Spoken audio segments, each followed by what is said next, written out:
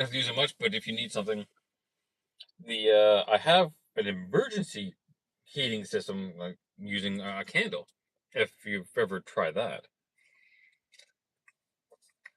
so you get a candle, and you basically put a metal tin over it, but the tin has to have holes in it.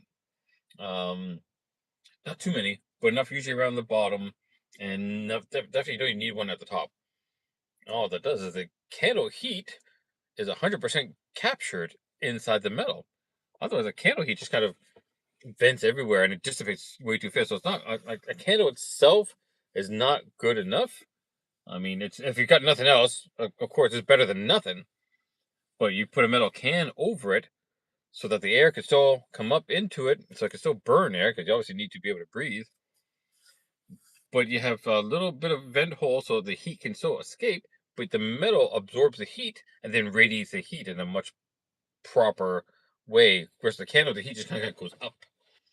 But when you heating a metal case, the heat radiates out. So did that test of that system a couple years ago, and it warmed up in here, pretty reasonably nice. So that's a nice little my emergency backup one. If everything goes to hell and I got no other way to make heat, it's the middle of winter and I'm stuck out in some road. Well, if the car's not running, I can't generate heat, so that's my backup heater. Funny thing, um, it was Robert Murray Smith. That was where I got his idea from, and it's not necessarily his idea per se, but that's where I got reminded of that concept.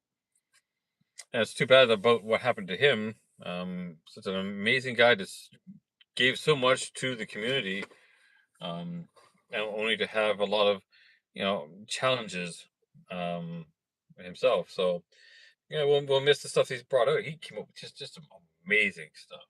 But um, I wanted to figure out how to make the cover for this, and I found the simplest solution, which is kind of crazy. Dollar store stainless steel toilet brush holder. It was a perfect platform for this.